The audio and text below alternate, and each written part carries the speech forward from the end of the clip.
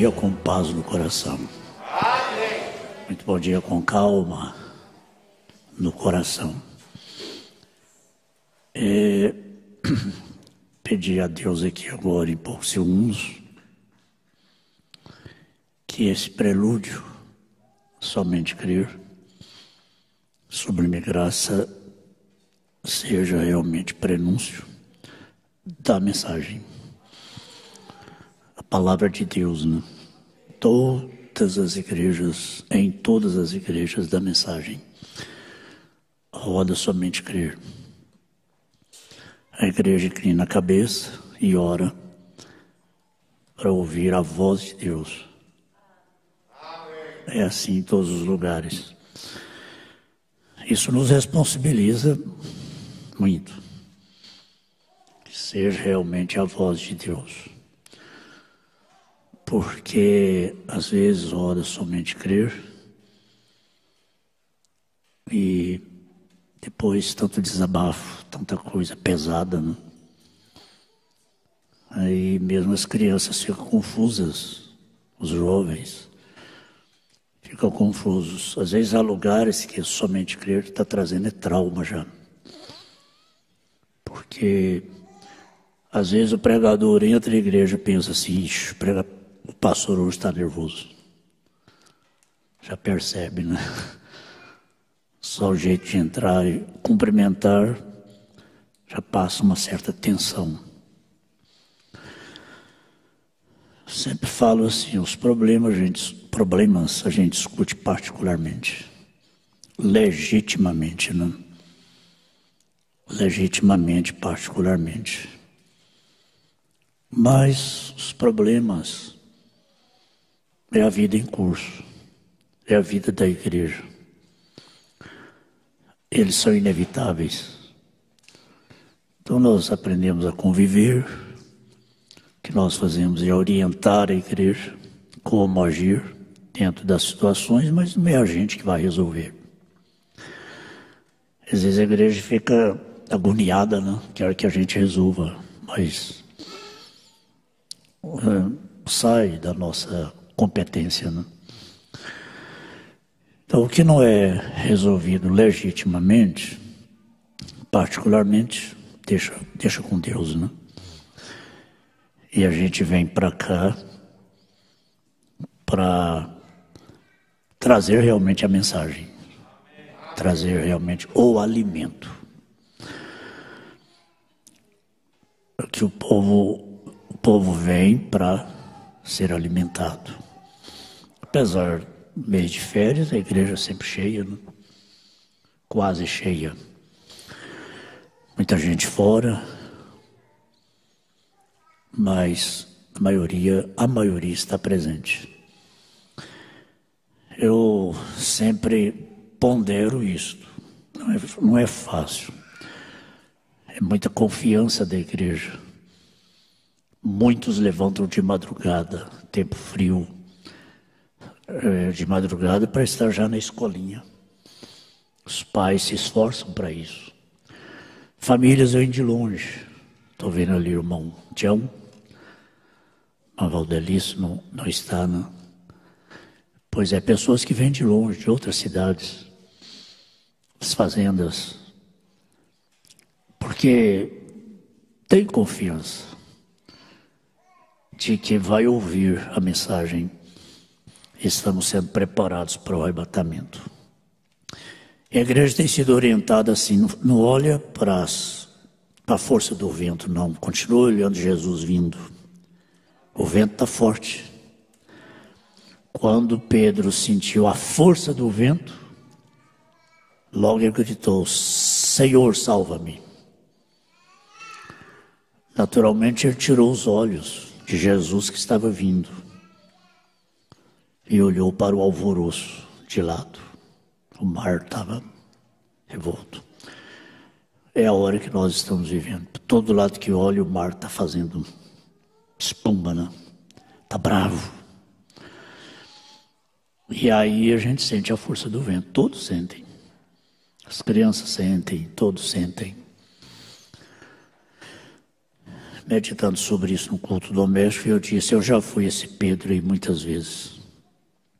Se não for o Senhor que me acudisse, não estaria aqui não. Teria afundado. Minha fé foi pequena. Mas ele disse, levanta, homem de pequena fé. O medo é humano, mas o que o medo faz conosco? Faz a gente gritar, Senhor, salva-me. Todas as vezes que eu gritei, Ele me salvou. Então Deus está levando sempre a igreja a não tirar os olhos de Jesus vindo, porque Ele vem no meio do alvoroço, da agitação, da tribulação. Somos ensinados, não tire os olhos dele, continue olhando para Ele. Não olhe para mim como humano, não, para homem nenhum como humano. Nem o irmão Brana. Ele dizia isso, não olhe para mim como humano, não é o homem. No fundo, clamo fundo, ele diz, eu sou apenas um homem. Ele diz, não pense nada de especial de homem algum, porque não há. Se a gente pensa algo de muito especial sobre um homem, seja ele quem for, poderia ser o irmão Brana, a gente decepcionaria.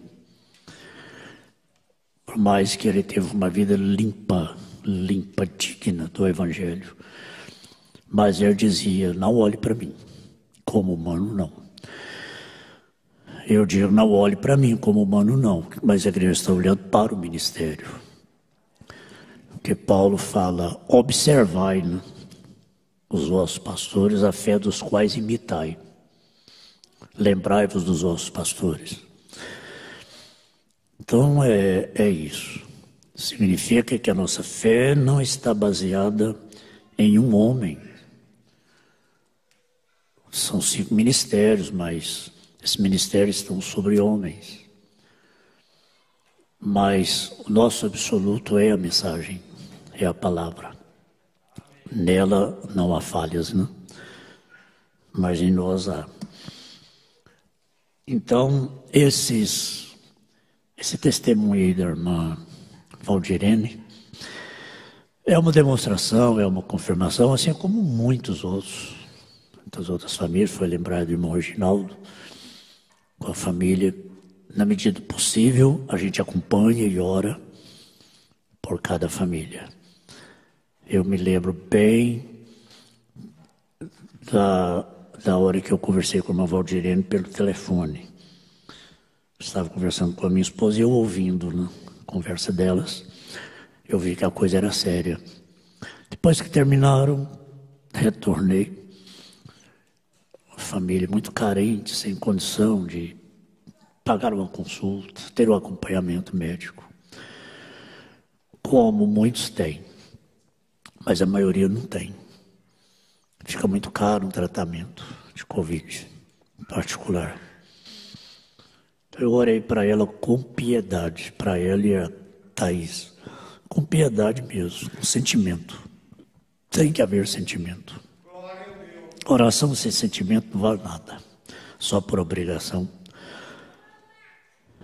Aí eu me lembro, entre muitas coisas que eu disse, irmã Valdirene, o nome Isaías é muito mais forte que a Covid. E 53 é mais do que 19. Isso aí veio assim. Qual que é mais forte, Isaías 53 ou Covid-19? Ela riu, né? E a gente coloca Isaías 53 em cima de Covid-19, pronto. Está resolvido. Então foi muito bonito esse testemunho. E tantos outros.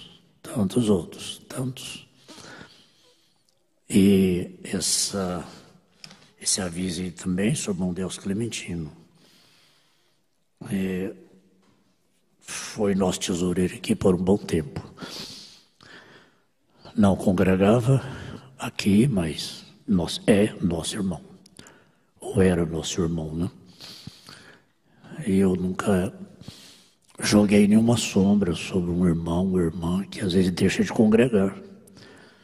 Continuo amando. respeitando e orando. E nunca disse isso. Saiu dos nossos porque não era, saiu de nós porque não era dos nossos. Saiu porque era rebelde. Não.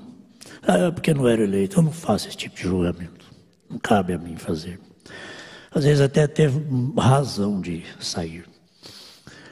Eu estive na casa dele. E assim que ele se despediu, né? E conversamos e a palavra final foi essa: irmão Delso, ore por nós. Se eu puder orar por nós, eu fico agradecido. Sempre encontrávamos, tínhamos boa amizade.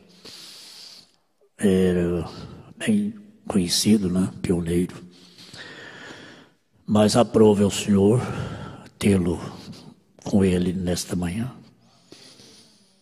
Seria egoísmo, seria muita pretensão, seria muita arrogância dizer: não congregava aqui, não era eleito. Misericórdia, jamais, não. Amava o profeta, amava a mensagem. Então nós oramos e cremos que Deus para si o tomou. Parece que mais de 90 anos, né? Já bem idoso. E a irmã Euclides está internada e não sabe ainda. Então agora a nossa oração é por ela, pela irmã Euclides. Amém. A leitura em Colossenses, capítulo 2. Vamos ler. O pastor, às vezes eu não passo a escritura em tempo para o líder de cânticos, né? Eles nem procuram mais, porque eu não passo, às vezes... Quando começa o culto, eu ainda não tenho a escritura. Estou ali ajuntando parágrafos e às vezes eu não separei ainda a escritura. Mas é Colossenses capítulo 2. As cartas de Paulo estão bastante vivificadas. E a Bíblia fica nova, né? Para nós. Quanto mais o tempo passa, mais próximos do arrebatamento, mais nova a Bíblia fica. As mensagens ficam. Porque quero que saibais quão grande combate tenho por vós e pelos que estão em Laodiceia, e por quantos não viram meu rosto em carne, para que os seus corações sejam consolados, estejam unidos em caridade e enriquecidos pela plenitude da inteligência para conhecimento do mistério de Deus, Cristo. Cristo é o mistério de Deus, em quem estão escondidos todos os tesouros da sabedoria e da ciência. E digo isso para que ninguém vos engane com palavras persuasivas, porque ainda que esteja ausente quanto ao corpo, contudo, em espírito estou convosco, regozijando-me e vendo a vossa ordem e firmeza da vossa fé em Cristo, que é o mistério de Deus. Repetindo versículo 5. Porque ainda que esteja ausente quanto ao corpo, ausente fisicamente, contudo em espírito estou convosco, regozijando-me e vendo a vossa ordem e a firmeza da vossa fé em Cristo. Em Cristo. Como, pois, recebestes o Senhor Jesus Cristo, assim também andai nele, arraigados e sobreedificados nele, e confirmados na fé, assim como fostes ensinados, abundando em ação de graças. Ação de graças, louvor. Abundante, né? Louvor abundante. Arraigados e sobreedificados nele, confirmados na fé, assim como fostes ensinados, abundando em ação de graças. Tente cuidado para que ninguém vos faça presa sua, por meio de filosofias e vãs sutilezas, segundo a tradição dos homens, segundo os rudimentos do mundo e não segundo Cristo, porque nele habita corporalmente toda a plenitude da divindade. Amém. Até o verso 9. Senhor, que cada irmão, irmã, jovem, crianças, os jovens, as crianças, todos, possam voltar dessa escola dominical nesse dia, sentindo a recompensa de ter vindo, sentindo a gratidão pelo que ouviram ao retornar para suas casas. Valeu a pena ter levantado de madrugada.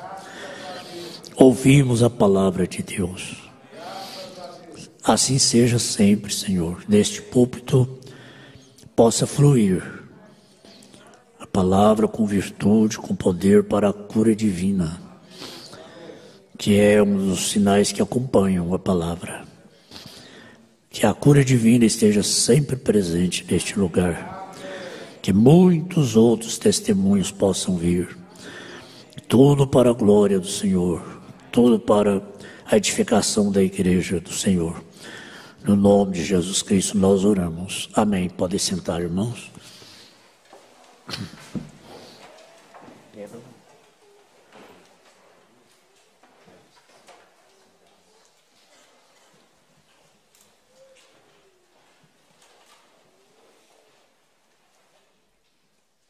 As nossas escolhas determinam nosso destino.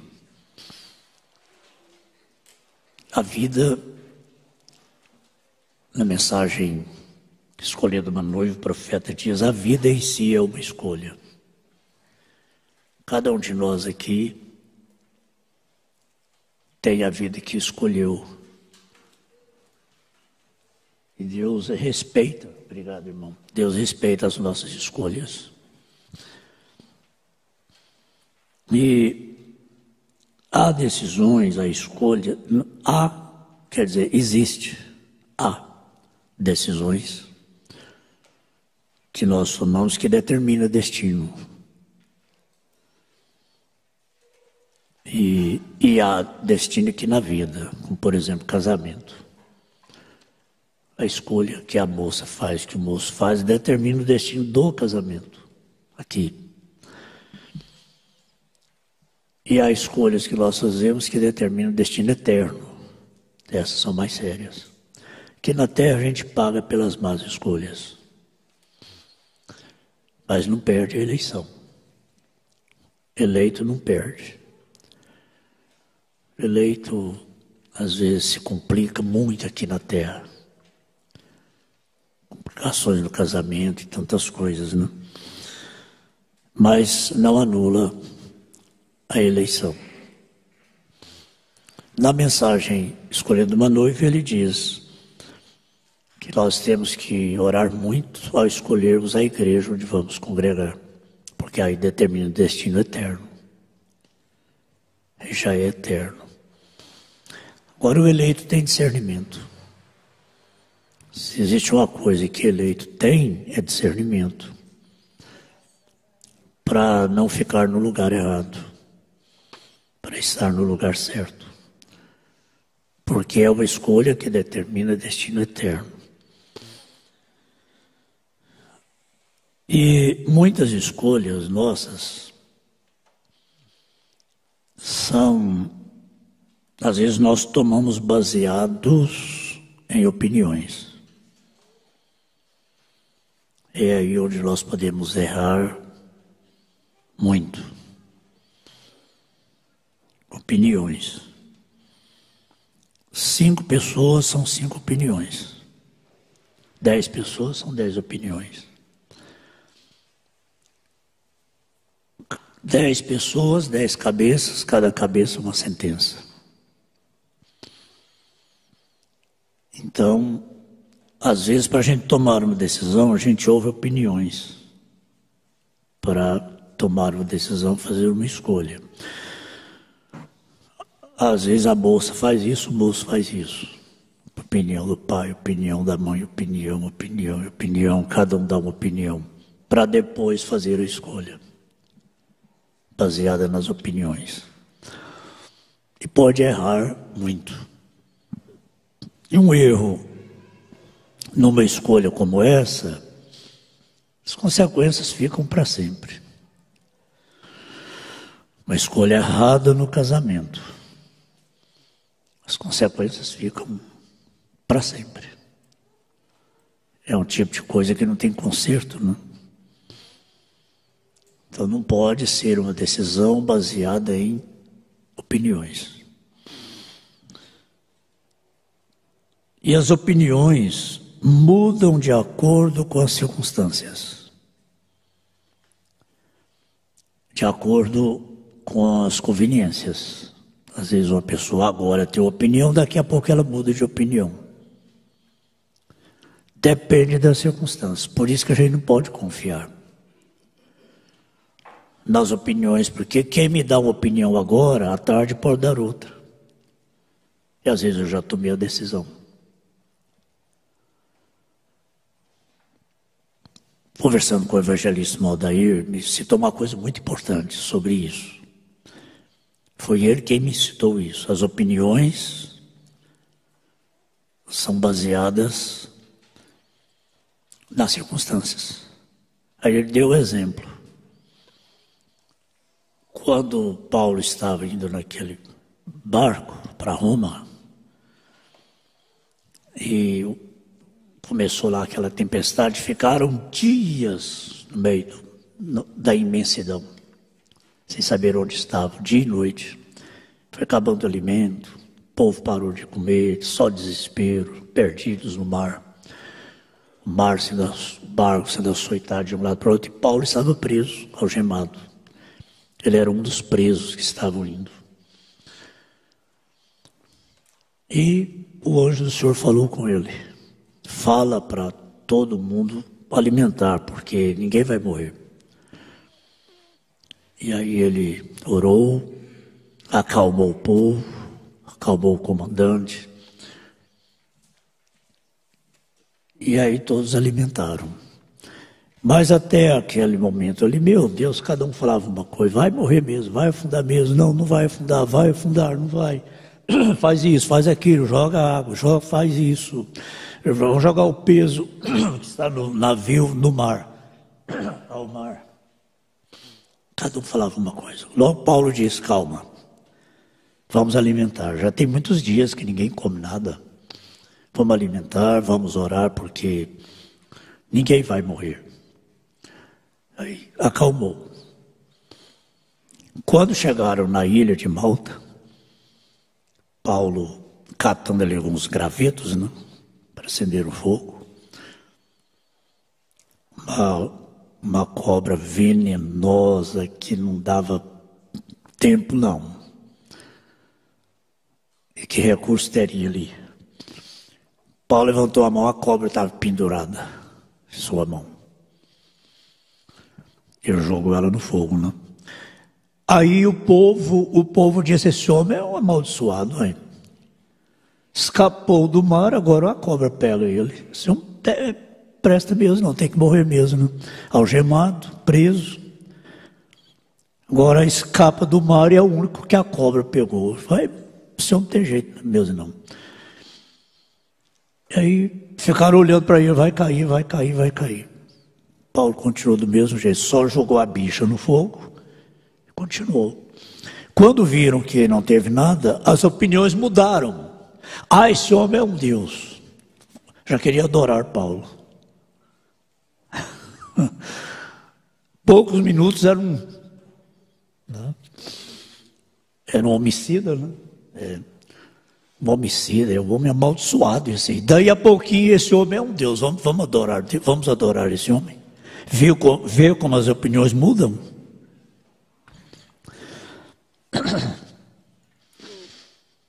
Agora, Davi consultou o povo.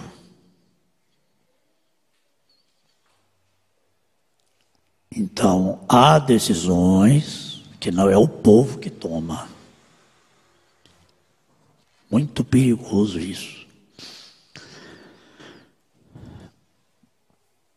Davi consultou o povo ao invés de consultar Deus, através do profeta. A voz de Deus estava com o profeta. E a intenção dele era muito boa, nada mais justo do que trazer a arca de volta. Era o tempo certo. O tempo era certo. O que mais estava certo ali? O tempo estava certo, a pessoa era certa. O rei, né? Ungido. E aí ele consultou o povo, aí o povo aplaudiu e vamos Davi, é isso mesmo. Só que o povo esqueceu da maneira. Tudo ali estava certo, mas Davi fez aquilo de maneira errada. E trouxe o que para Israel? Morte. Davi não tinha que consultar o povo. O povo ia seguir a ele. O que ele fizesse, o povo ia seguir. A coisa que não é responsabilidade do povo, é responsabilidade do guia, do líder. Não tem que cobrar isso do povo. O que Davi fez foi jogar uma carga em cima do povo que não era do povo. Aí o povo errou. Deu a opinião errada para ele. Então, como disse para um irmão essa semana, isso tem que ser feito. E a maneira é certa, a pessoa é certa, mas tem que ser no tempo certo. Por exemplo, o marido precisa fazer uma confissão para a esposa. Quer dizer, a maneira é certa, a pessoa é certa. Não adianta confessar para o pastor. Essa confissão é a quem deve. Confissão se faz a quem deve. Claro, lógico. Então é a pessoa certa, da maneira certa, mas tem que ter o tempo certo, a hora certa. Aí acaba a orientação. Agora, se nós pastores, jogamos em cima do povo a responsabilidade, vai acontecer coisa errada, porque essa não é responsabilidade do povo, da igreja, é responsabilidade do líder, do guia, é ministério, o assunto é ministério. Não se joga isso em cima da igreja. A igreja decidir. Agora,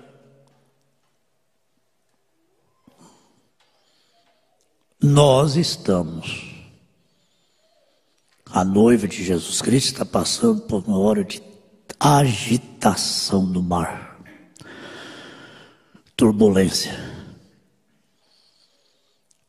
E é uma hora muito perigosa. Na turbulência, a igreja pode precipitar, fazer muita coisa errada. E justamente numa hora de turbulência, que o barco está batendo para lá e para cá, aí cada um começa a falar uma coisa, cada família fala uma coisa, outra família fala outra, outro fala outra, outro fala outra. Só vai fazer o que? Aumentar mais o desespero. Porque cada pessoa fala, mas sem saber se aquilo vai dar certo, se aquilo é certo mesmo, né? Aí as famílias se dividem. As opiniões dividem as famílias. Porque cada um pensa uma coisa e fala uma coisa. E aí, na própria casa, as opiniões são diferentes. Numa hora como essa, é preciso ouvir a voz de um. tem que ouvir a voz do comandante do barco. No avião, tem que ouvir a voz do piloto, do comandante. Antes de entrar na turbulência, o comandante avisa: vamos atravessar uma área de turbulência. Os tripulantes vão, sentam, colocam o cinto, todo mundo fica quieto, seguindo as orientações do comandante. Agora, pessoas, se cada um fala uma coisa, o comissário fala outra, o outro fala outra, outro fala outra, os passageiros vão entrar em pânico. Às vezes há situações que os passageiros nem ficam sabendo. E o piloto contorna a situação, especialmente na aterrissagem ou numa decolagem, especialmente na aterrissagem. Às vezes o comandante tem que fazer coisa ali por sua conta própria, sai do controle da torre, né? É uma hora de muita tensão, a hora de pousar. Agora, se está lá em cima, acontece alguma coisa, o piloto sabe que vai dar tempo de pousar. Aí ele fala, dependendo da maneira que ele fala, ele apavora os passageiros. Aí se ele fala uma coisa, o piloto fala outra, os comissários falam outra, meu Deus, vai entrar tudo em pânico. Mas, no momento como aquilo ali, todo mundo fica tenso, mas fica atento ao que o comandante está falando. É que alívio. Foi a última vez que eu estive em Porto Velho, indo para Cuiabá. Meu Deus, que alívio. Quando o avião estava descendo, passou, né, aquela área de tempestade, aí a gente enxergou a terra. Lá o comandante diz, dentro de poucos minutos estaríamos pousando no aeroporto, tal, em Cuiabá. Ai, que alívio. O avião, a turbulência foi tanto que me deu dor na coluna. E foram, sei lá, uns 5 minutos. 5 minutos de turbulência, é uma eternidade, hein? Muita tempestade, foi horrível. Mas ali a gente fica atento ao que o comandante está falando. E assim é o tempo que nós estamos vivendo. A igreja precisa ficar atenta ao que o Espírito Santo está falando. A igreja deve seguir as orientações. Na tempestade, é claro, há alvoroço. Então, tem que ouvir uma voz no barco, a voz do comandante, porque é alvoroço. Todo mundo alvoroça, né? Agora, o profeta, a mensagem é a voz. Ouça a voz. Ouça a voz. Pastor, nessa tempestade, qual que é o posicionamento do senhor? Meu posicionamento é esse aqui, ó. Tem jeito de ser outro? Tem jeito de ser outro, não. Nada melhor do que a gente fazer o que está escrito aqui. É hora de tempestade e turbulência, não sou eu o comandante. É o Espírito Santo através da mensagem, através do ministério. Que se cada um ouve uma coisa, o que é que vai acontecer, né? Como já disse, as mesmas famílias se esfacelam, se dividem. E estou aqui com a mensagem de Hebreus, capítulo 2, recordando com a igreja. Há coisas que têm que ser recordadas, batidas. A igreja já nos conhece há 33 anos. E eu não sou assim preocupado em cada escola, cada culto, trazer uma escritura nova, um tema novo. Um tema extraordinário, profundo. Chega aqui, lê a Bíblia, dá um tema e traz uma mensagem profunda. Eu vejo assim, eu admiro quem faz isso.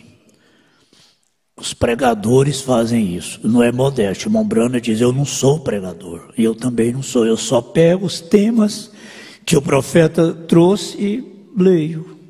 E passo para a igreja os temas. Eu não tenho que buscar tema. Eu não preciso buscar temas. E isso dá segurança para a igreja. E às vezes a gente traz uma mensagem no culto, no outro está com a mesma mensagem, no outro está com o mesmo parágrafo, a mesma escritura, porque o Espírito Santo está estabelecendo algo. Às vezes nem a gente sabe por quê. Mas nessa mensagem de Hebreus, capítulo 2, primeira parte, mensagem antiga, o profeta diz assim, já foi lido aqui há poucos dias. Paulo foi culpado do sangue de Estevão. Porque quando estava apedrejando, Saulo segurou as roupas dos que estavam jogando pedras em Estevão. Então ele consentiu na morte de Estevão, o diácono.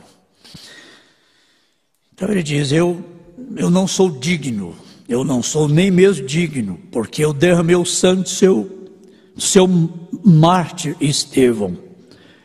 Ele não jogou nenhuma pedra em Estevão. Ele só estava segurando a roupa dos que estavam jogando pedra. Embora ele não jogou nenhuma pedra, mas ele consentiu, ele estava junto com aqueles que estavam jogando pedra. E ajudando, né? Participando, quer dizer, ele foi cúmplice. Porque ele participou, ele testemunhou. Ele ajudou na execução daquele homem de Deus. É aí quando a gente se torna cúmplice, quando a gente testemunha, a gente participa do ato. É aí quando o juiz dá a sentença, você foi cúmplice, porque você participou do ato, você segurou a porta, você segurou as roupas dos que estavam jogando pedra. Paulo iria para a cadeia, se ele estivesse passando por um julgamento ali, né? Aí o que ele diz? Eu derramei o sangue de seu mártir Estevão. Viu?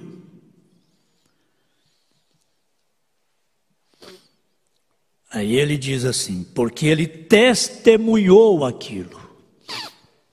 Desculpa. E se você testemunhar qualquer coisa,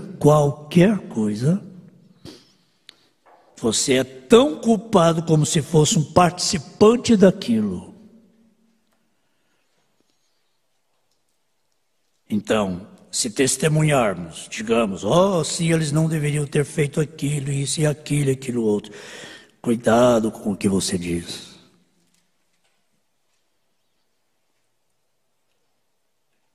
Porque você é tão culpado, tal como o seu julgamento é proferido. É verdade, não é verdade, é verdade, não é verdade, você fica culpado. Se você não pode decidir, não diga nada a respeito de quem quer que seja. Não diga nada. Você não pode decidir. Em outras palavras, não é da minha conta, eu não posso decidir. Então, não diga nada, simplesmente deixe isso de um lado. Então, quando você testifica que você é um cristão, então você é responsável, né? Você é culpado por isso, responsável por isso. Então, não diga nada. Às vezes o pastor está aguardando a hora certa, não está dizendo nada e as famílias ficam dizendo muitas coisas. As famílias passam na frente, precipitam. As pessoas passam na frente, precipitam muito. Falando, dando opiniões e julgando e falando e falando. Vamos pensar assim, o comandante está calado. Ele está aguardando a hora certa.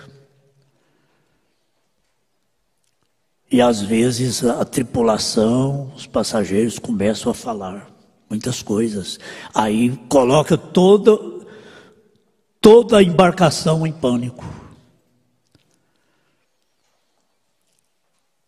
Quer dizer, aquela embarcação ali, aquela tripulação, passageiros, ficam atrás, tem uma voz só, vamos ouvir uma voz só.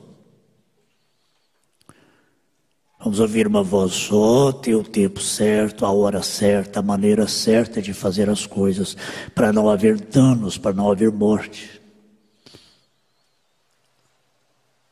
Ah, mas está passando a hora, gente. Para Deus nada passa da hora, não. Deus não tem que dizer assim, nossa, se eu não agir agora vai passar da hora. Não. Ele age na hora certa, no tempo certo, da maneira certa. Vocês já viram, eu nunca vi porque eu nunca fui, mas eu já vi, sei que isso acontece em qualquer lugar onde se ajuntam pessoas, né? No estádio de futebol, por exemplo. Meu Deus, quantos atropelamentos e machucam gente. Gente morre porque alguém jogou uma garrafa ali, deu uma explosão. O povo pensa que é a arquibancada que está quebrando. Aí sai todo mundo. E sai todo mundo correndo e passando um do outro, e pisando na goela um do outro, e vai que piseira. Depois foi apenas uma garrafa que quebrou. O povo entrou em pânico, entrou em desespero, pensou que era um tiro.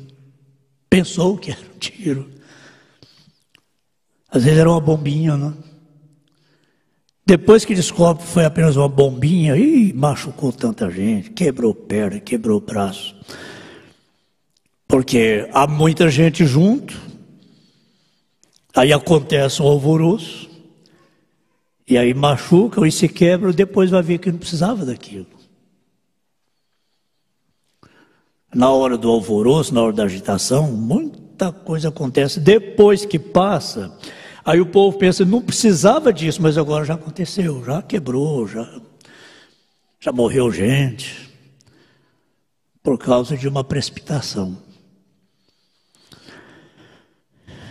Então é assim, nós somos uma igreja, né? E nós temos que ter equilíbrio.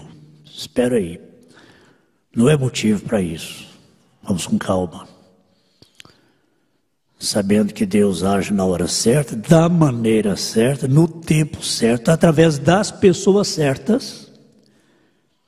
Tem que ser através das pessoas certas, não adianta. Tem que ser da maneira certa, não adianta agir fora da maneira. Tem que ser no tempo certo, não adianta tentar adiantar e nem atrasar nada, no tempo certo. Agora, na mensagem de Hebreus capítulo 7, segunda parte,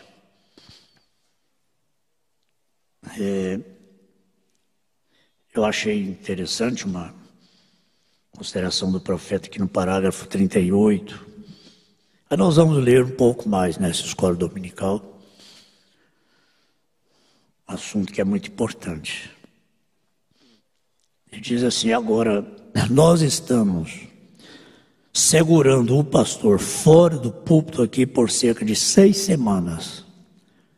Irmão Neville, muitos falam Neville, né? Neville. Por 6 semanas já estamos segurando o pastor fora do púlpito. Agora você imagina bem, na igreja de Drummond Brana, Tabernáculo Brana. É difícil, né? No Tabernáculo Brana aconteceu isso.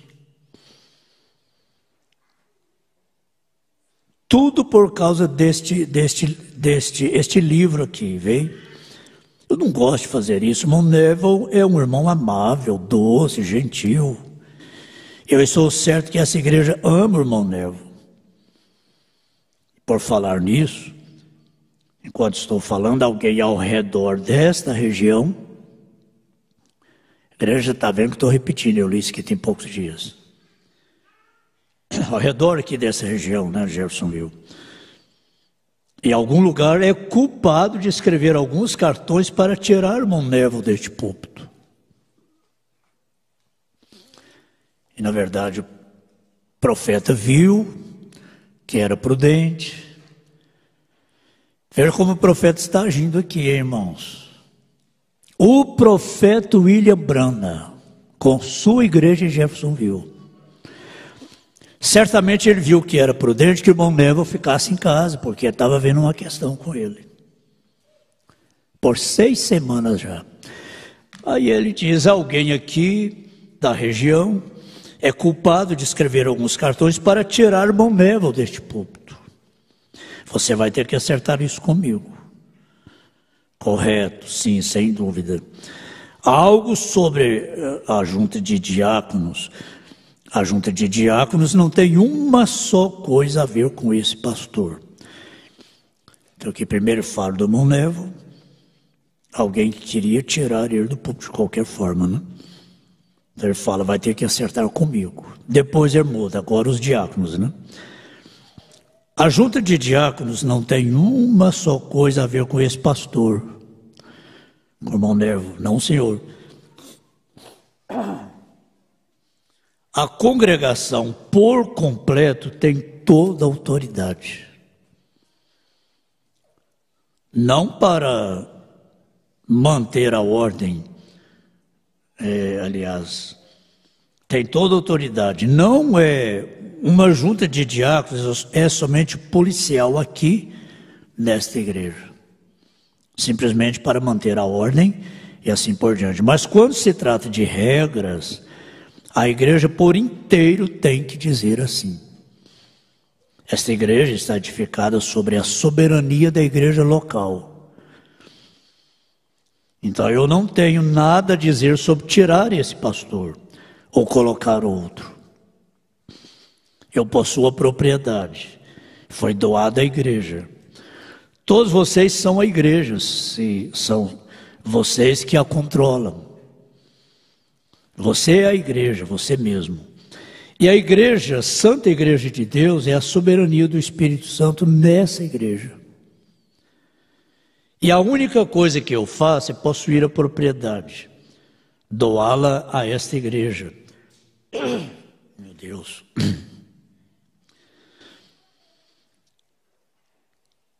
Como dar uma igreja, como dar uma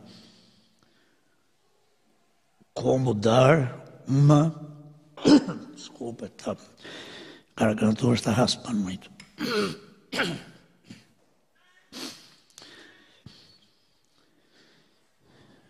E a única coisa que eu faço é possuir a propriedade, doá-la a esta igreja, como dar uma igreja e é livre de impostos. A igreja é livre de impostos. E a igreja elege seus próprios pastores. Veja como o irmão Branham magnifica a soberania da igreja, né? Eu não tenho nada a ver com isso. E a única maneira pela qual este pastor poderia sair seria o pastor decidir por si mesmo sair, ou a maioria dos votos da igreja teria que dizer, troque o pastor. Todos os anos a gente dá essa oportunidade para a igreja 2 meses antes de dezembro, para a igreja sugerir que troque o pastor. Nós damos essa oportunidade. Então, só existe 2 coisas, né? A única maneira pela qual este pastor poderia sair seria o pastor decidir por si mesmo, dizer, eu estou renunciando. A igreja vai escolher o outro, porque eu não vou continuar. Seja lá por qual for o motivo. Ou então a igreja dispensar o pastor. Trocar, né? É a única maneira. Nenhuma junta de diáconos pode fazer isso. Não é a junta de diáconos que se reúne para trocar o pastor. Não. A junta de diáconos somente mantém a ordem e as coisas na igreja. E eles têm um voto, né? Claro, cada um tem seu voto. Eles também votam neste caso. Os administradores, eles não têm nada a ver com isso, só consertam a igreja. Quer dizer, não é os administradores que reúnem para trocar o pastor ou o que for. o papel deles na igreja é consertar a igreja, parte administrativa, financeira. Eles não podem fazer. Toda a junta de administradores se reúne e diga: nós construiremos isso, nós faremos aquilo. Então, eles têm que perguntar aos tesoureiros se eles têm o dinheiro para fazer aquilo. Olha como o profeta coloca cada coisa no lugar, né? Os administradores nunca podem fazer isso. Só nós decidimos que vamos trocar o pastor. Não, isso é a igreja, né? Os administradores também, como igreja, dão o seu voto.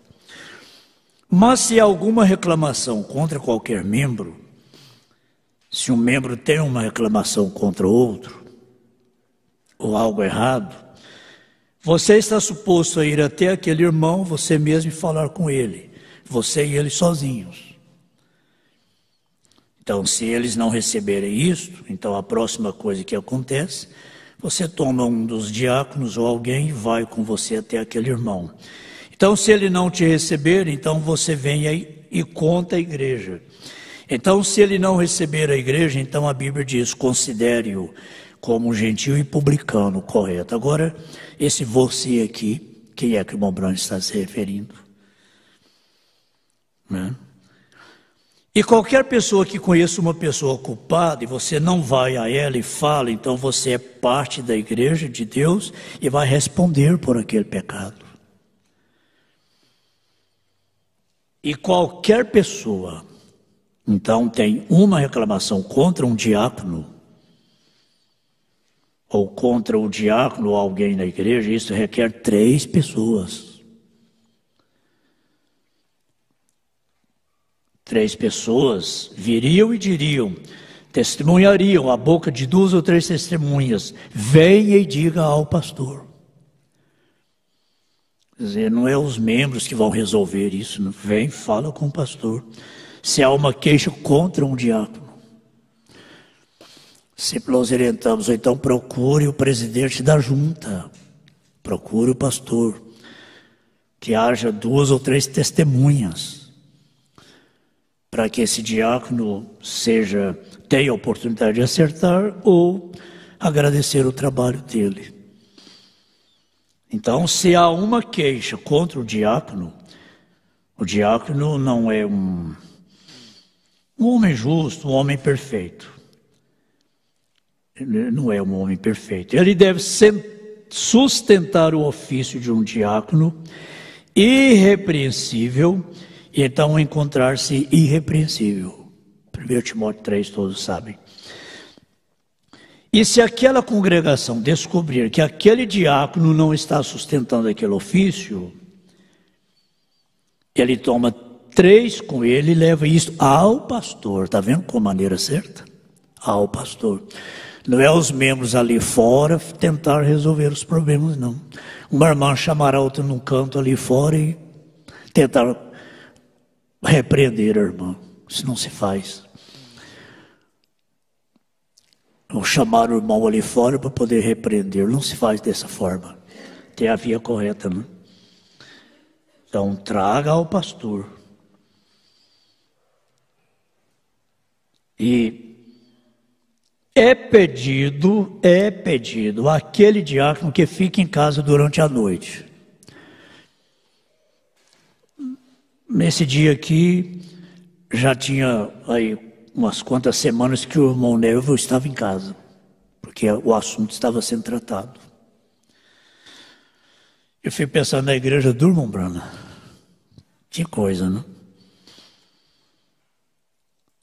Agora, nesse caso, vem 2 ou 3 diáconos ao pastor e traz ao pastor uma questão, que esse diácono está agindo errado, ou qualquer obreiro, né? É pedido aquele diácono que fique em casa durante a noite. Então o pastor vem, reúne a congregação, dá a queixa para a congregação. Se a congregação votar para que o diácono continue, o diácono continua. Penso que essa mensagem deve fazer parte do kit, né, irmão Gerson? Do diaconato. A ordem da igreja, perguntas e respostas, Deus em simplicidade, né? Deus em simplicidade dos selos, a ordenação, e deve incluir essa também, o kit. Quando for convidar um diácono, ele ler tudo isso, para ele tomar consciência da sua responsabilidade. Então, 2 ou 3 traz para o pastor reúne a congregação, dá a queixa. Então a congregação vai decidir se perdoa. Se a igreja perdoar, o diácono continua. Se não, se a igreja votar para que o diácono seja dispensado, eles elegem um novo diácono naquela mesma noite. No entanto, nenhuma pessoa tem nada a fazer nisso. É a maioria das pessoas. Sim, Senhor. Se 20 votarem por ele e 21 votarem contra ele, ele sai. 50% mais 1, né? Então, 20 vota por ele, 21 vota contra ele. Então ele sai. E vice-versa. Essa é a soberania da igreja local. E então, cada um dos membros tem uma palavra na igreja. Qualquer coisa que aconteça errado, então eles podem se reunir. E a única coisa que eles têm a fazer é estar perante Deus, para que eles estão absolutamente cientes que nada impede o movimento da igreja. Assunto de escola dominical, estudo, a igreja tomando consciência da soberania, né? Mas a total responsabilidade, só um minutinho, é isso aqui mesmo. Mas a total autoridade da igreja é o pastor. Leia isso na Bíblia, veja se não é ordem da Bíblia, é exatamente certo. Não há ninguém acima do ancião, que é o pastor. Eu não tenho nada a ver com o que o irmão Nevo faz aqui. É com vocês, irmão Nevo. Se o irmão Nevo quisesse pregar a doutrina das testemunhas de Jeová, é com ele e vocês. Se ele quisesse pregar qualquer coisa que ele quisesse, aquilo é entre vocês e ele. Essa altura o irmão Nevo estava em casa, né? É tudo. Se a congregação votar por ele ali para pregar aquilo, está tudo certo, é com ele. A única coisa que eu faço simplesmente é possuir a propriedade. Se alguma outra coisa acontece, que seja como tirar o pastor, e eles querem tomar um voto naquilo. Você não poderia pedir a um diácono para fazer aquilo. Você viria e me diria. Eu desceria, diria, se você quer tirar o pastor, diga-me por quê. Ele fez alguma coisa? O irmão Brana, no seu púlpito, no tabernáculo, falando com a sua igreja, o irmão Nevo em casa, e o irmão Brana enfrentando isso. Que coisa, né? Ele pensa assim, não poderia nunca acontecer um problema desse na igreja onde o irmão Brana estava. Ué. Que coisa, né? Agora veja a imparcialidade do profeta. Fala de irmão, fala do diácono e o pastor. O que ele fala do pastor? Então você viria e diria, se você quer tirar o pastor, diga-me por quê. Ele fez alguma coisa? Se nós o pegamos bêbado, ou nós o pegamos fazendo isso, ou fazendo algo que não era correto, você tem 3 testemunhas disso? 3 testemunhas disso? Sim, nós temos. As testemunhas devem ser provadas primeiro. Se são pessoas idôneas, pessoas de confiança, pessoas da comunhão, pessoas maduras. Então, temos 3 testemunhas. As testemunhas devem ser provadas. Não aceites acusação contra o presbítero, senão com 2 ou 3 testemunhas, e sejam elas provadas primeiro contra um presbítero ou pastor. Então você tem que afirmar isso, que você viu isso, e provar que você viu isso. Então, se você viu, então aquele pecado é repreendido abertamente, que está errado. Então dizer: congregação, vocês querem trocar seu pastor? Houve testemunhas, foi provado isso. E a congregação votar assim: perdoe-o e deixe-o seguir ainda. Esta é a maneira que deve ficar. A congregação perdoou e quer que o pastor continue. Essa não é essa maneira clara de se conduzir uma igreja. Isso é o que a Bíblia diz. Nós não temos bispos, supervisores e juntas e assim por diante. Tira este e obtém um punhado de autoridade. Como nas denominações é assim. Pastor, está tudo bem aqui, vem a hora da sede. Esse pastor que vai lá para a Bahia, o de lá da Bahia vem para cá. Aí que troca de pastores. A igreja não tem soberania. As igrejas não decidem. Tem o tempo certo, né? O pastor fica tanto tempo numa igreja, vai para outra e vem trocas. Tem uma sede, né? Tem um supervisor geral e a igreja não tem essa soberania. Mas essa é a maneira certa de conduzir uma igreja. A igreja local é quem decide se o pastor errou, se ele vai ficar ou não vai. A coisa foi tratada abertamente diante da congregação, como a Bíblia ensina. Então, se a igreja quer que ele continue, ele continua. Se a igreja não quer, ele não continua.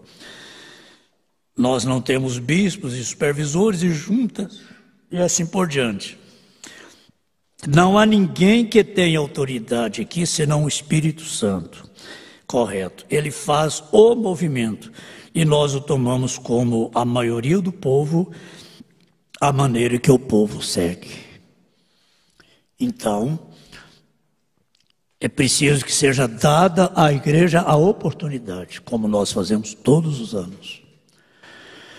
Nós damos a oportunidade para que a igreja se manifeste. Trazemos aqui a diretoria com antecedência. Se a igreja tem alguma coisa contra um desses aqui, manifeste, chame, fale com o pastor, fale com o presidente da junta.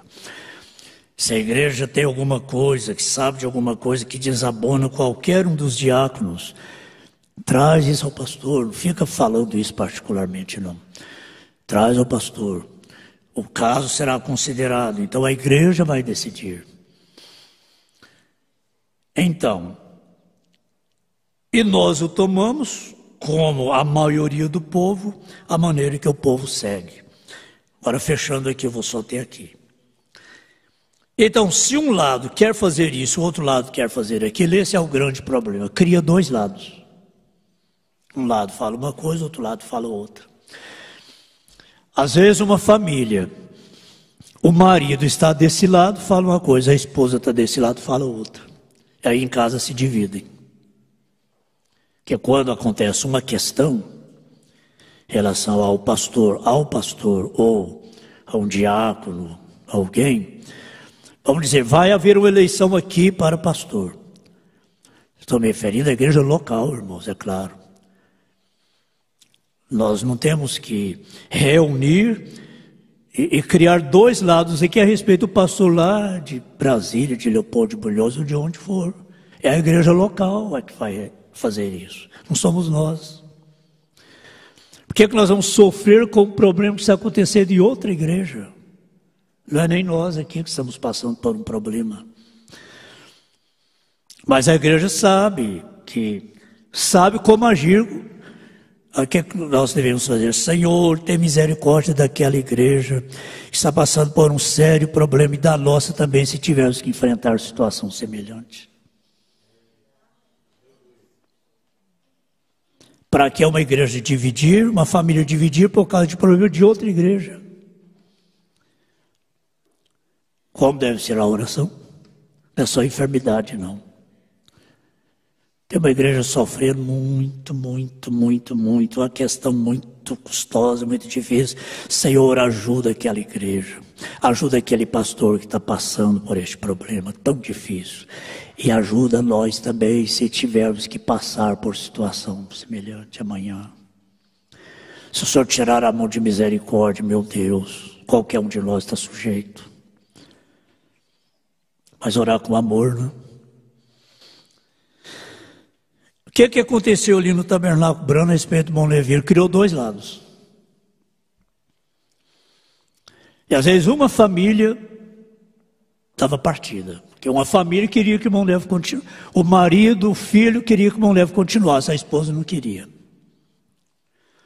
A esposa queria que o pastor Nevo continuasse. O marido não aceitava. Aí começava. Aí o profeta diz aqui. Então, se um lado quer fazer isso e o outro lado quer fazer aquilo, aí o barco vai. Aí cada um fala uma coisa. Aí cada família fala uma coisa. E o barco começa a rodar. Vamos ouvir a voz do comando. O Espírito Santo fala o que fazer, não fala? O Espírito Santo nos orienta certinho. Eu fico olhando um piloto ali na cabine de uma grande aeronave com 500 passageiros. Gente, ele tem que saber o momento certinho de apertar um botão daquilo ali, não tem? Se ele apertar na hora errada, tem irmãos aqui que entendem melhor do que eu isso. Meu Deus, ele não pode passar a informação errada no avião, não. Misericórdia.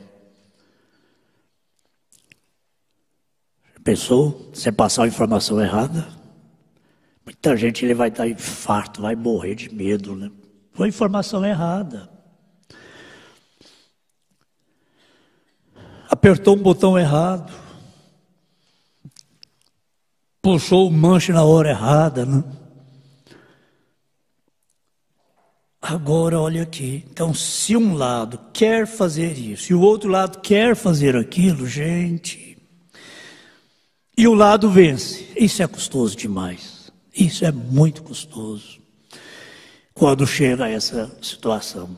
Sabe por quê? Porque se 50% mais um votar para que o pastor fique, ele errou, confessou, pediu perdão, a igreja perdoou. 50% mais um quer que fique. Não, siga em frente. O pastor confessou, acertou, arrependeu, siga em frente, vamos em frente. Errar, qualquer um está sujeito, o importante é que acerte, né? Qual o conselho do irmão Brana para a minoria? Ficar com a maioria, mas nunca fica. Geralmente sai e pede outro pastor. Aí é triste, aí o marido vai e a esposa fica, o marido vai, os pais vai, os filhos ficam. Tudo por querer resolver as coisas antes da hora, né? Deixa, irmãos. Ele sabe a hora certinha, ele tem o tempo e um propósito para o tempo. Ah, mas está demorando demais. Calma, Deus não usa relógio, não tem relógio no braço de Deus, não. Deus não está lá com o dedo no calendário, não. Calma. Diga sempre, o meu coração está calmo, porque está tudo na mão de Deus. Para que a gente vai entrar em pânico e gritar? Corre, vamos pular do barco, porque... Ué, mas pular do barco? Gente, o mar está tempestuoso. Gente, esse barco vai explodir, vai espatifar. Vamos pular do barco. Ué, pular do barco. Mas coisa boa, como Paulo falou, o navio vai afundar mesmo, mas ninguém vai morrer. Ah, então agora... E o navio afundou, e uns em cima de uma tábua, outros em cima de outra coisa, uma cabaça, não sei, uma garrafa PET, não sei. Sei que chegaram do outro lado. Nenhum morreu. Pois é, o problema dos dois lados é esse. É difícil, né? O lado perdedor, o que faz acerca disso? Juntar-se bem ali com o resto deles e dizer: nós estávamos errados. Então nós seguiremos, porque o Espírito Santo tem feito a escolha exatamente certo. Oh, irmãos, isso aqui a gente tem que agarrar, não tem? Porque se a igreja passando por essa situação, amanhã a gente pode passar. Amanhã qualquer um de nós pode estar passando por um julgamento aqui, né? Então a igreja está sabendo como agir. É difícil, eu não me lembro de ter visto isso aqui não. A minoria, passar para o lado da maioria e esquecer o assunto. Geralmente não. Não, nós vamos pedir outro pastor. Não, nós vamos embora. Não. E aí viram famílias dividem, adoecem literalmente, criam ansiedade extrema. Aí vem nódulos e vem depressão e vem tanta doença. E o que o diabo quer é ver o povo doente, é ver o povo doido perdendo a mente. O diabo trabalha em cima disso. É ver os jovens revoltados, perdendo a mente, adoecendo da mente, casais separando, famílias dividindo.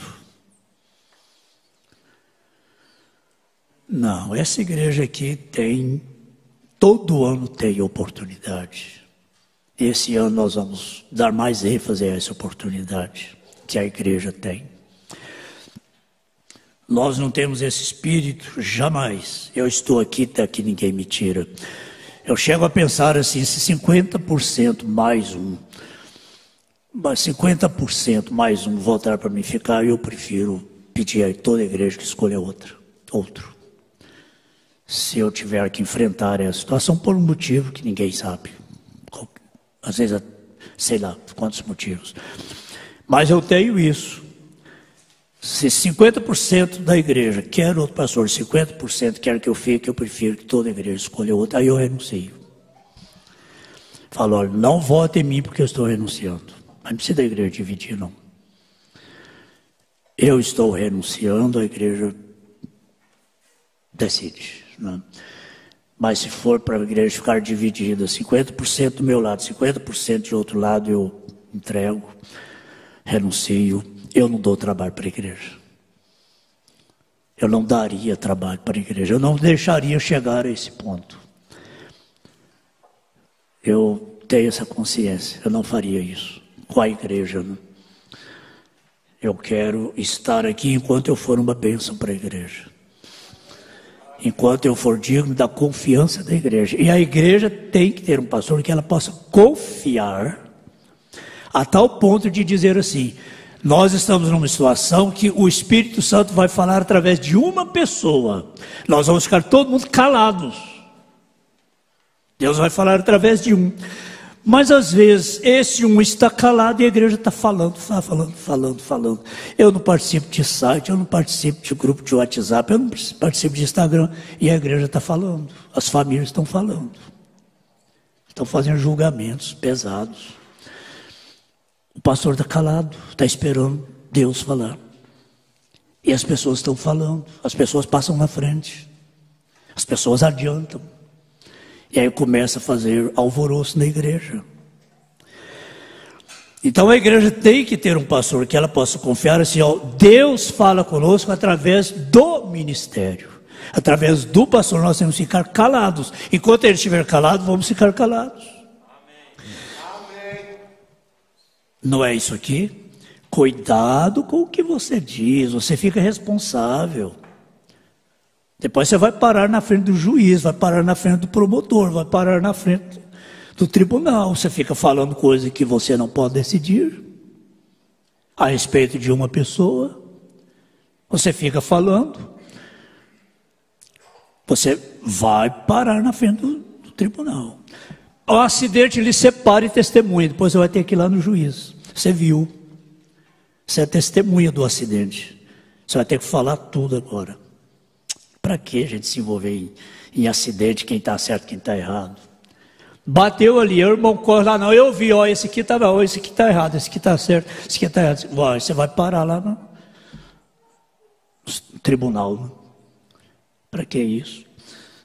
Então, a situação, a gente está obedecendo isso aqui, ó, fique calado, você não pode decidir, cala. Fica quieto, seja com Deus, pronto. Ainda que a gente seja considerado assim, quem cala consente, não tem problema não. A gente está sujeito a todo tipo de julgamento. Não é, a igreja sabe que não é quem cala consente, não é. Então a gente tem que falar tudo que a gente sabe do mundo, para não consentir. Pessoa, se for falar tudo, fala do presidente da República. Gente, não faz isso não. A gente não pode decidir. A gente não é político. E assim por diante. Então, nós não temos essas mensagens aí, ó, para ler só para pregar, não. A gente estuda as mensagens.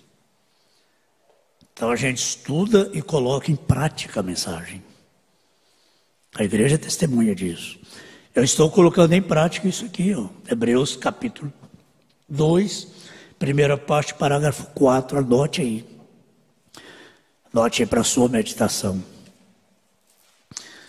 Então, se o pastor está calado, aí a irmã, mas eu tenho que falar no Instagram, eu tenho que falar, eu tenho que testemunhar, eu tenho que falar. O irmão, não, mas eu tenho que falar, não, mas eu faço parte de um grupo que fala, mas eu faço parte de outro grupo que fala. Você vai se complicar muito e vai complicar a vida de outros.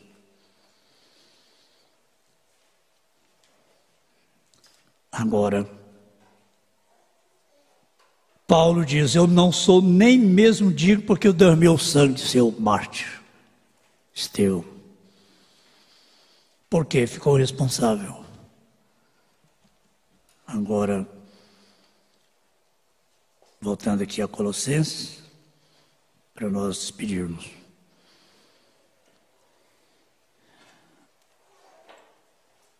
Porque ainda que esteja ausente quanto ao corpo, contudo em espírito estou convosco, regozijando-me e vendo a vossa ordem. É a mensagem que põe a igreja em ordem. Vendo a vossa ordem e a firmeza da vossa fé em Cristo. Como Deus é longânimo, as pessoas perdem a paciência com Deus. Perde a paciência.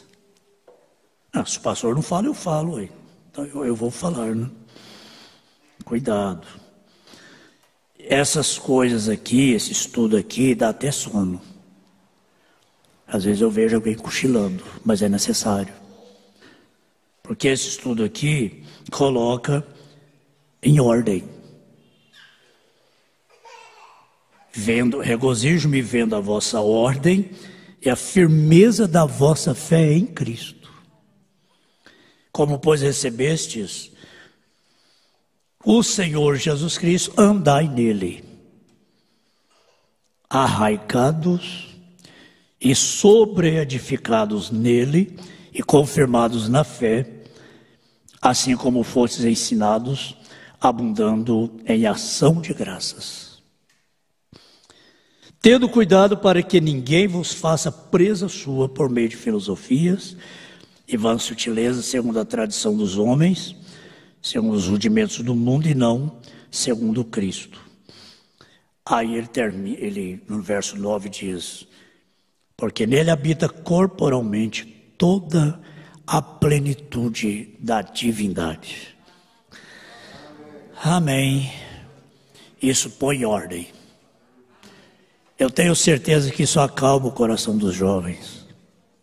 Que é nessa hora que nós estamos vivendo agora, irmãos, nessa turbulência, nesse alvoroço, estamos vivendo a classe mais atingida, é os jovens e adolescentes. e as crianças. Nós, mais velhos, já temos mais maturidade, encaramos as coisas com mais equilíbrio, mas eles não. Eles não. Eles sofrem muito. E nós temos que ter muito cuidado, atentar com muita diligência para isso aqui, sabe por quê? Porque na hora de grande alvoroço, Jesus vem. Meu Deus, quantos alvoroços! E esse alvoroço está causando uma ansiedade extrema no povo da mensagem. Extrema. Está adoecendo. Tem gente de cama, doente. E a maior parte das doenças é da mente. Ouve tanta coisa e perturba a mente. Há muito tempo que essa igreja ouviu: a noiva de Jesus Cristo no Brasil vai passar por um grande abalo. Grande abalo. Quantos irmãos naquela época vieram pastor, eu vi essa igreja passando por uma turbulência muito grande. Pastor, eu vi uma nuvem negra descendo sobre a igreja. Tudo isso. Tem um irmão aqui que usa barba. Meu Deus, ele me contou um sonho que hoje está cumprindo assim ao pé da letra. O abalo chegou, a turbulência chegou. Agora ouça uma voz só. Senão vai fazer igual no estádio de futebol. Depois que passar tudo, para quê, né? Para que fazer isso? Adoece. Uma divisão da igreja adoece. Pessoas enfraquecem a cabeça. Vai parar numa clínica, vai parar no fundo de uma cama com depressão. E aí essa ansiedade, essa depressão traz um monte de doenças. Se Jesus não vier logo, que eu creio que vem, nós vamos enfrentar muitas doenças mentais. De jovens e muitos. Por causa da pressão, por causa da angústia, por causa da depressão, da ansiedade, as pessoas vão adoecendo. Isso é muito triste. Mas é só toda a tripulação, os tripulantes, né? E os passageiros ouviram uma voz só. Calma, é hora de calma. Não é hora de agitação, não é hora de tomar decisões por conta própria, calma. Aí o arrebatamento chega, Jesus chega e nós vamos todo mundo embora juntos. Amém. Querido Pai, o Espírito e a noiva dizem: ora vem, Senhor Jesus. Maranata, ora vem, Senhor Jesus. Esse tempo está profetizado na mensagem. Um tempo que chegou, foi profetizado e chegou. Nós estamos vivendo dentro da turbulência, dentro do alvoroço que haveria de acontecer antes da vinda do Senhor. Mas nós estamos seguros, olhando para Jesus vindo. Jesus não somente está vindo, Ele está chegando. Às vezes a Jael, o Estevão, sai lá de Ribeirão Preto, diz: pai, estamos saindo. Estamos em Uberaba, estamos em Uberlândia, está vindo. Mas é tão bom quando diz: pai, nós já chegamos em Anápolis, estamos chegando. Nossa, que bom. Então nós podemos dizer: Jesus está chegando já. Aleluia. Não está vindo não, já está chegando. Oh, graças a Deus. Quer dar graças a Deus por isso? Dê graças a Deus por isso. Quanto mais o alvoroço aumenta, mais nós dizemos: Jesus está chegando. Eu não estou olhando para o alvoroço, não. Eu estou olhando a Jesus chegando. Graças a Deus, aleluia.